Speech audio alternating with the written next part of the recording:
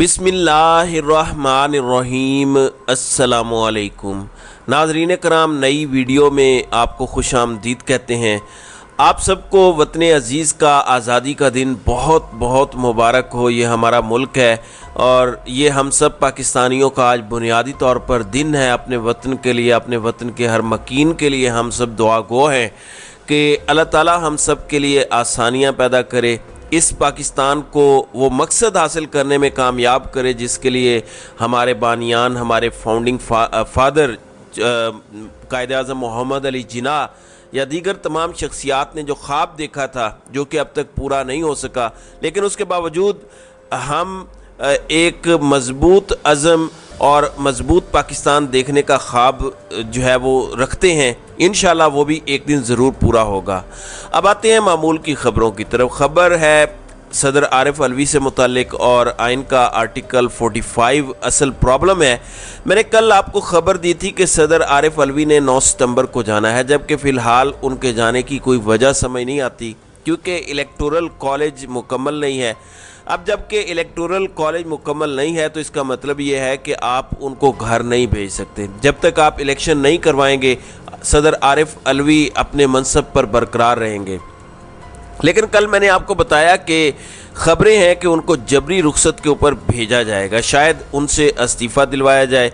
ये एक पूरे का पूरा प्लान है जिस पर काम हो रहा है। अब उसकी वजह क्या है? उसकी वजह है आइन का आर्टिकल 45 जो सदर को इख्तियार देता है। सदर ने आज उसका इजहार भी किया है।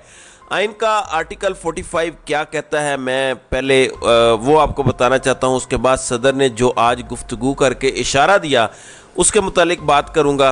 वही परेशानी है और क्या सदर आरिफ अलवी कोई ऐसी समरी दस्तखत करने जा रहे हैं जिससे इमरान खान की सज़ा फौरी तौर पर माफ़ हो और इमरान खान फौरी तौर पर बाहर आ सकते हैं? क्या ऐसा होने जा रहा है? मैं नाज़रीन कराम सबसे पहले पाकिस्तान का आर्टिकल 45 यानी आर्टिकल 45 पढ़ देता हूँ, फिर उसका तर्जमा किए देता हूँ।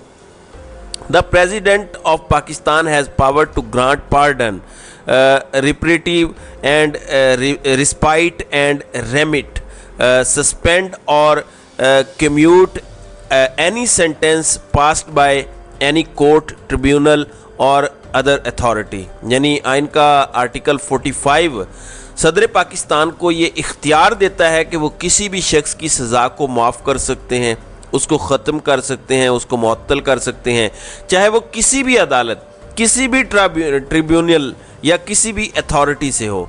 अब ये तो फिर ख़तरनाक है। अब अगर आप ये खेल जारी रखेंगे और सदर आरिफ अलवी ने आर्टिकल 45 इस्तेमाल करके इमरान खान की सज़ा माफ़ कर दी और इमरान खान बाहर आ गए, तो फिर आप क्या करेंगे?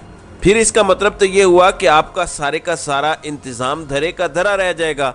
अब मैं आपको बता देता हूँ कि अब से थोड़ी देर पहले सदर आरिफ अलवी ने इस्लामाबाद के अंदर तकरीब से खिताब किया जो जश्न आज़ादी के हवाले से था।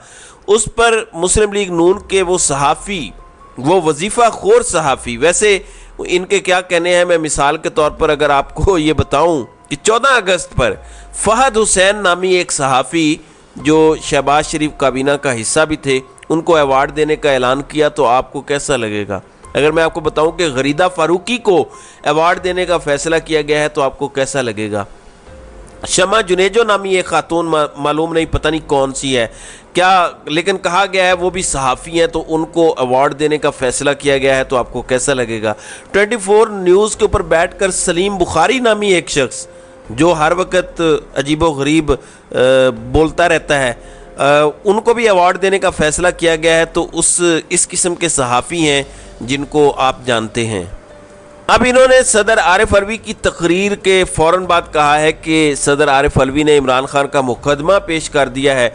अगर अब भी इनसे इस्तीफ़ा ना लिया गया तो फिर समझ लीजिए गेम हाथ से निकल गई है। इससे अंदाज़ा लगाइए कि इनको समझ क्या आ रही है, सदर आरिफ अलवी के पास ऑप्शंस क्या हैं और इनकी परेशानी क्या है। और माना कि आइनी तौर पर सदर के पास 1 महीना है, उसके बाद चूँकि आपकी असम्बली नहीं है तो सदर जा नहीं सकते, तो अब ये परेशानी है। सदर आरिफ अलवी ने आज क्या कहा? सदर आरिफ अलवी ने कहा कि इंसाफ के लिए ज़रूरी है कि फ़रीक़ैन को सुना जाए। उन्होंने कहा कि जिस मुल्क में इंसाफ ख़त्म हो जाता है اس کا پورا نظام درہم برہم ہو جاتا ہے۔ انہوں نے کہا کہ سیاستدانوں اور سٹیک ہولڈرز درگزر کا رویہ اپنائیں اور اتحاد کا مظاہرہ کریں۔ ابھی پاکستان کے لیے راستے کھلے ہیں۔ اب سیاستدانوں کی بات تو سمجھ آ گئی کہ وہ عمران خان کی بات کر رہے ہیں، ان کے مخالفین کی بات کر رہے ہیں۔ یہ سٹیک ہولڈرز سے کیا مراد ہے؟ سٹیک ہولڈرز سے مراد تو پاکستان میں اسٹیبلشمنٹ ہے یا پھر عدلیہ کی وہ بات کر رہے ہیں۔ اور اسٹیبلشمنٹ کی جہاں تک بات ہے تو صدر عارف علوی فوج کے سپریم کمانڈر بھی ہیں۔ اس سے آپ کو اندازہ ہوگا کہ یہ کتنا امپورٹنٹ اور معنی خیز عمران خان کو لے کے ان کا خطاب یا ان کی گفتگو ہے۔ ناظرین اکرام، اگلی بات میں آپ کو بتا دیتا ہوں کہ پریشانی کیا ہے۔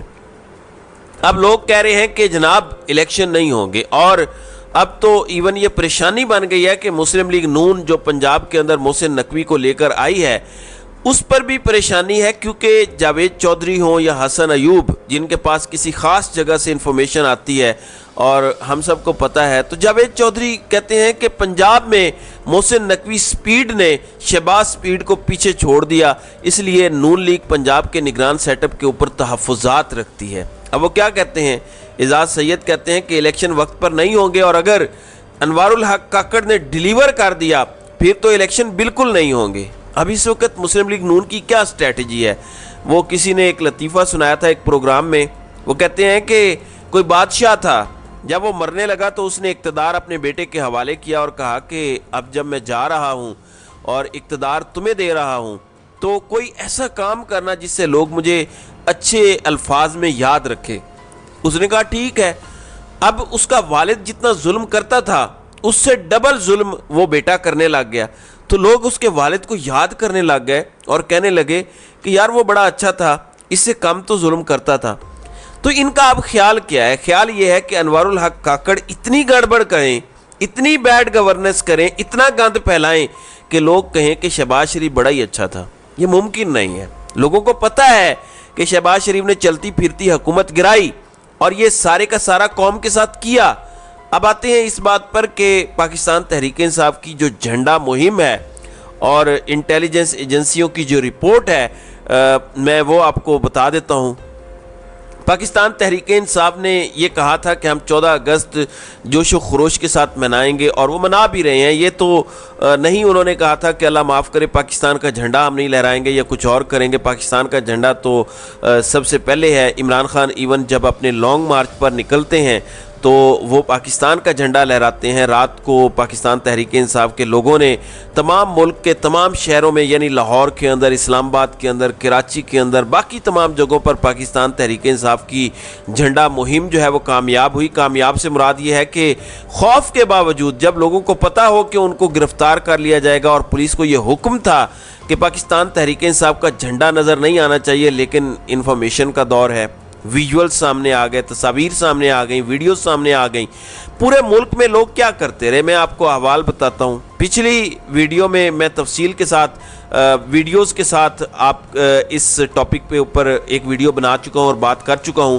لوگ نکلتے تھے، جھنڈا پکڑتے تھے، تصویریں بناتے تھے، ویڈیوز بناتے تھے، اور اس کے بعد جب انہیں لگتا تھا کہ پولیس آ گئی ہے تو وہ بڑے سکون کے ساتھ جھنڈا لپیٹ لیتے تھے۔ جب پولیس گزرتی تھی وہ پھر دوبارہ اٹھا لیتے تھے۔ تو خوف کی جس طرح فضا قائم کی گئی ہے، جس طرح سے یزیدی ٹولہ ملک کے آزاد شہریوں کو اپنے آقاؤں کی ایما پر غلام بنانے پر تلا ہوا ہے، اور یہ عنصر سوسائٹی میں بہت زیادہ پایا جاتا ہے۔ جس طرح رات کو ایک فیملی لاہور کے اندر پولیس والوں سے کہہ رہی تھی کہ اگر آپ کے ساتھ کچھ غلط ہو تو آپ کیا کرتے ہیں؟